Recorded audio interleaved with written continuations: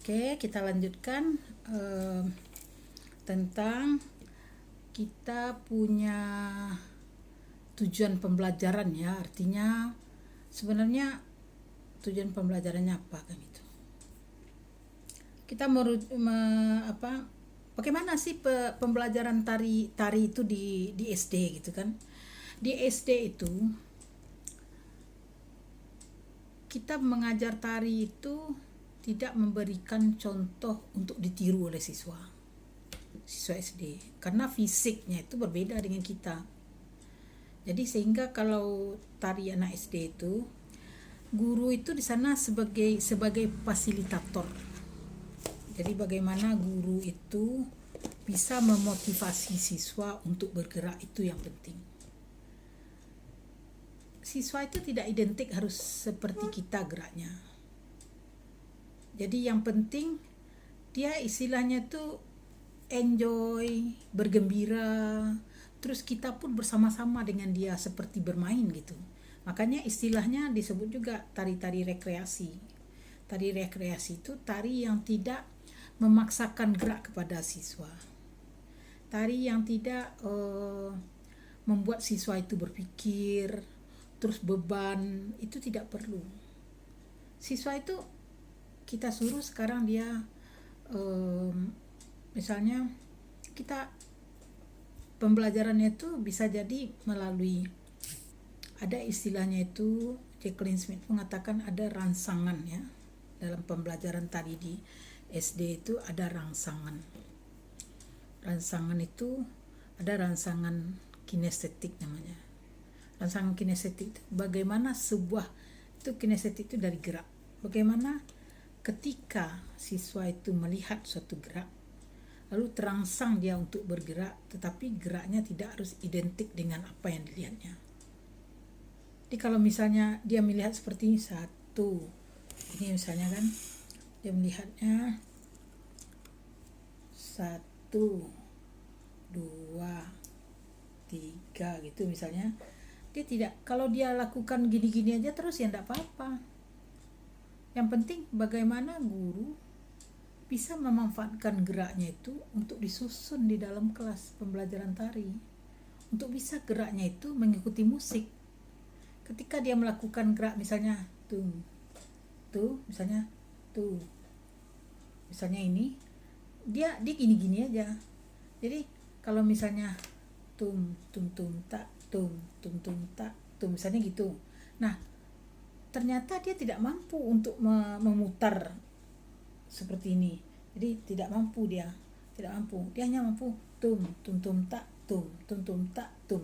Jadi keestetikan gerak itu guru tuh sudah mempunyai feeling tentang itu.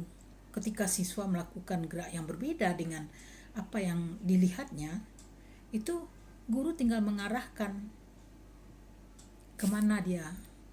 Artinya dia kalau bertiga orang gerak yang seperti ini tadi itu tum tak itu kan dia harus di belakang ya, serong, artinya berdiri diagonal, satu depan, dua, jadi sehingga geraknya itu jadi terlihat indah gitu.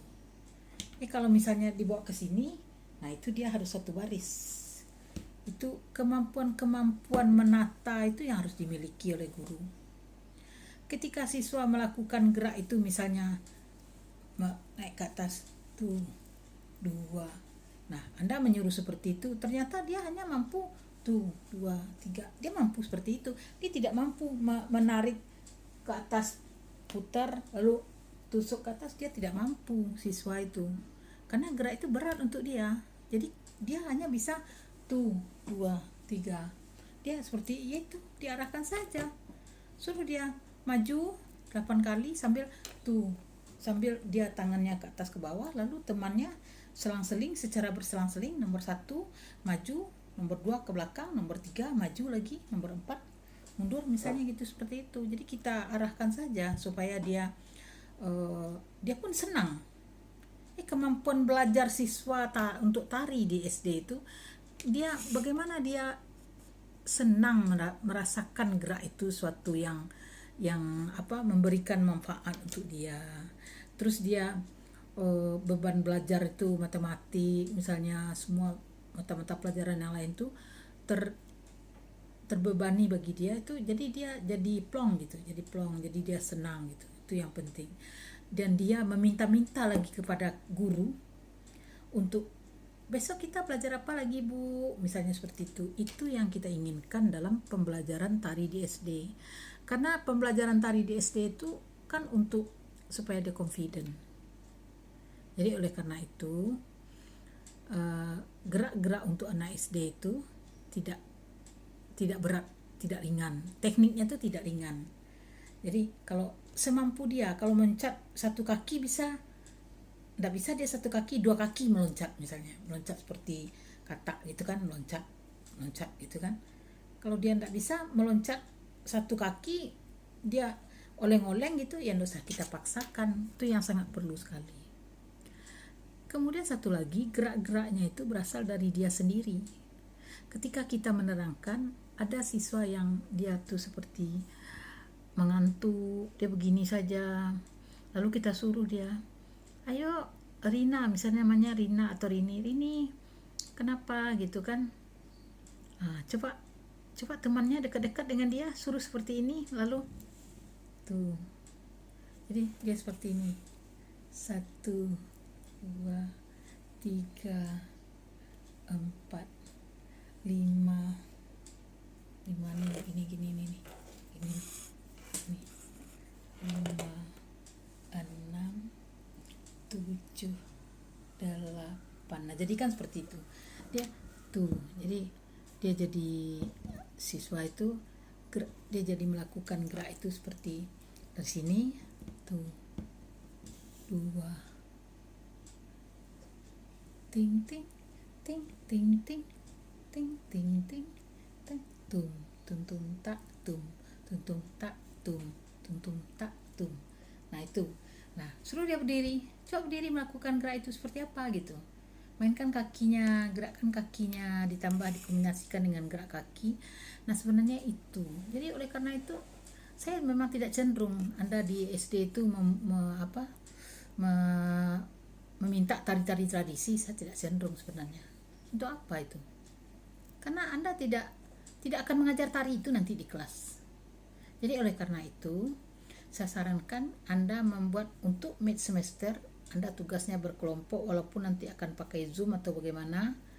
Apakah Anda akan bisa berkumpul di PGSD itu, di sekolah tuh nanti, di Bukit Tinggi itu, di kampus tuh 7 orang. Silakan dibagi ketua 7 orang berkelompok. Tarinya nanti saya tentukan. Jadi ini masih kita teori-teori lagi, dan masih kita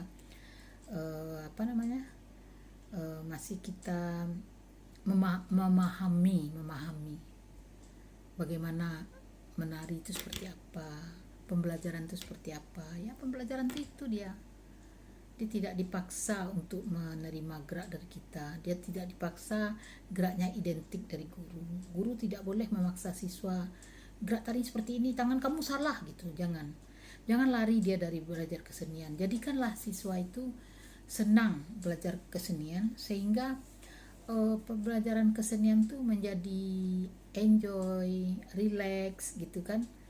Jadi ada sebenarnya belajar siswa pun sudah boring sebenarnya kan. Kadang ada masanya guru yang sangat ketat gitu kan. Apalagi kalau pembelajaran di Indonesia tuh beban tuh banyak, buat PR banyak gitu kan. Jadi jangan pula dia siswa tuh Anda beri PR. Kadang-kadang saya kasihan melihat anak-anak siswa tuh belajar ke rumah temannya, latihan, pulang sekolah itu jam 1 misalnya, pergi jam 4 aja pulang lagi. Untuk SD untuk apa dituntut seperti itu? Dia harus membuat sandiwara lah, membuat inilah. Ya Anda sebagai guru lah membuat di sekolah, udah selesaikan di sekolah saja. Kalau saya rasa itu guru memerintah saja, menuntut anak-anak harus bisa tari satu tari. Coba kita bisa enggak gitu? Anda kan bukan orang tari. Saya tidak menuntut Anda untuk mempelajari tari yang sudah ada, tetapi bagaimana Anda menata bersama-sama, nanti apakah bercerita gitu tarinya, bercerita, silahkan cari tema-tema bercerita, tari-tari bercerita dalam kehidupan sehari-hari. apakah itu bertani, apakah itu nelayan, apakah itu berjualan, atau apa, suasana di sekolah, munculkan kisah kasih di sekolah misalnya. Ya itu artinya bagaimana murid itu, apalagi pandemi sekarang ya, tidak bisa. Bagaimana dia ingin berseronok-seronok. Seronok-seronok itu artinya ingin bergembira ria gitu. Ya senangnya aja gitu, seperti itu. Jadi itulah untuk pertemuan ini ya. Kita cukupkan saja dulu. Assalamualaikum warahmatullahi wabarakatuh.